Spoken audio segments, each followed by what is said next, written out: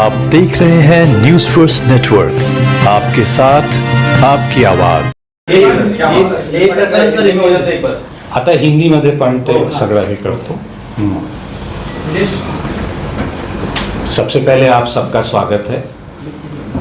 आज अनंत चतुर्दशी का पावन उत्सव भी है, इसके लिए भी मैं आप सबको बधाई देता हूँ।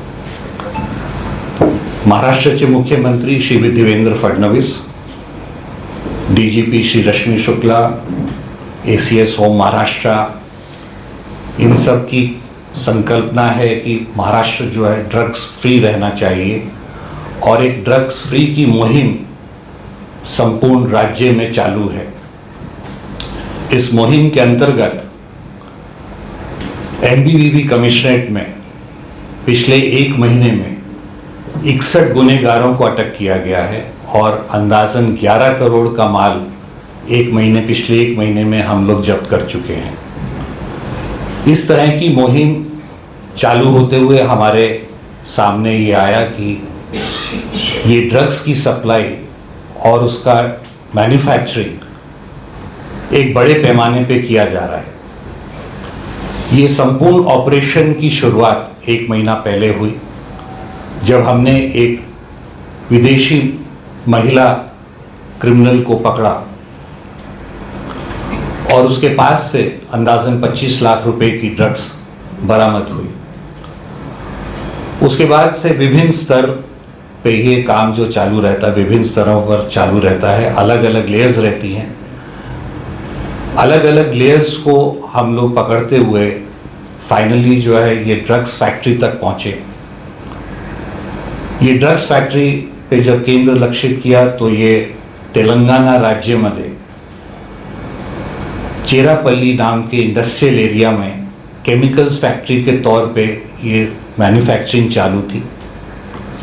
तो रेगुलर इंडस्ट्रियल यूनिट्स की तरह यहाँ बाहर से कामकाज चालू था।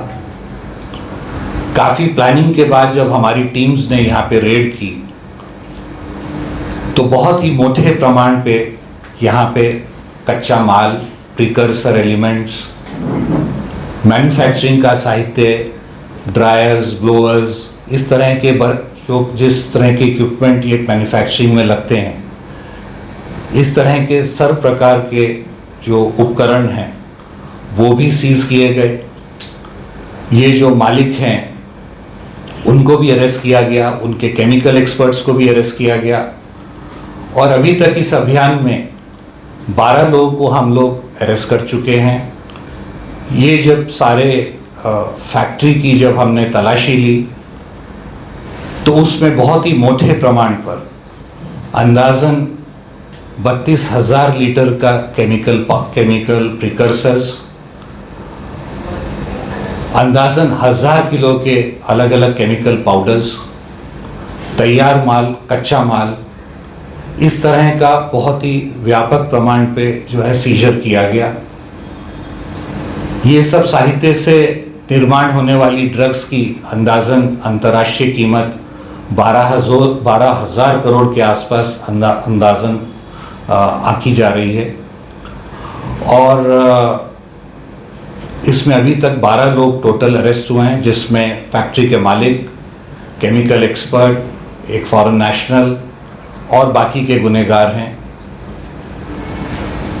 प्रिलिमिनरी इन्वेस्टिगेशन से पता चलता है कि यहाँ से पूरे एमएमआर रीजन में, बाकी महाराष्ट्र में, अन्य राज्यों में और अभी तपास चालू है, पर ऐसा लगता है कि इसमें कुछ फॉरेन लिंक्स भी हो सकते हैं।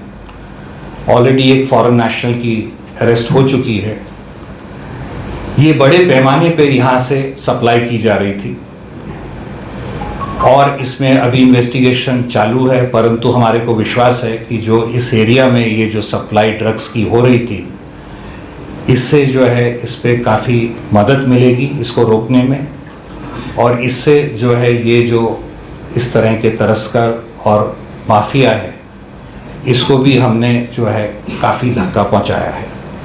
सर, ये फॉरेन नेशनल मतलब कौन है, किस कंट्री की है, उसका मेन रोल क्या है? जो फॉरेन नेशनल है उनका मेन डिस्ट्रीब्यूशन में रोल है वो पहला लेयर था जो हम लोगों ने पकड़ा उसको, और वहाँ से मालूम पड़ा कि ये एक लेयर नहीं, ये कई लेयर्स में ये पूरा जो ड्रग्स डिस्ट्रीब्यूशन का जो नेटवर्क है, ये एक लेयर में नहीं कई लेयरों में ये रहता है, और एक लेयर को जनरली दूसरी लेयर का मालूमात नहीं होती है, इसलिए ये काम कठिन हो जाता है आखिरी लेयर तक पहुंचने का या मैन्युफैक्चरिंग यूनिट तक पहुंचने का। तो हमने हर लेयर के लोगों को पकड़ा उसमें, शुरुआत में पेडलर से लेके और मैन्युफैक्चरिंग यूनिट तक पहुंचे, और इसीलिए ये इन्वेस्टिगेशन महत्वपूर्ण है कि पेडलर्स और फ्रंट एलिमेंट्स जो हैं वो बहुत बार पकड़े जाते हैं, पर वो मैन्युफैक्चरिंग यूनिट तक पहुंचना मुश्किल रहता है, इसीलिए ये इन्वेस्टिगेशन कठिन इन्वेस्टिगेशन था, और ये ऑपरेशन इसीलिए जो हमारी क्राइम ब्रांच यूनिट 4 ने किया है, ये एक महत्वपूर्ण ऑपरेशन है। सर आपने तेलंगाना राज्य में तेलंगाना पुलिस को कानो कान खबर नहीं हुई और एमबीबीएस पुलिस ने वहां पे रेड करके इतने बड़े पैमाने पे फैक्ट्री को उजागर किया, कैसे संभव हुआ? आपको मालूम है कि ये ड्रग्स फ्री महाराष्ट्र के अंतर्गत महाराष्ट्र राज्य में बहुत तेजी से काम हो रहा है, और हमारी जो पुलिस है ये इस विषय पे बहुत ही सहनशील और चौकन्नी है, इसीलिए इस विषय पे हम लोग बहुत चौकन्ने तरीके से काम कर रहे हैं, और इसमें बहुत सारी मेहनत भी लगी है। इसमें हम लोगों के जो ऑफिसर्स हैं उन्होंने बहुत ही अच्छे तरीके से गैंग्स को इन्फिल्ट्रेट किया, 1 महीने से ज़्यादा तक का ऑपरेशन ये चला, अलग अलग टीम्स जो हैं अलग अलग लोगों को उन्होंने जो है उनके ऊपर नज़र रखी, और इस तरह की प्लानिंग और मोटिवेशन के बाद ये बड़ी कार्रवाई हो पाई है।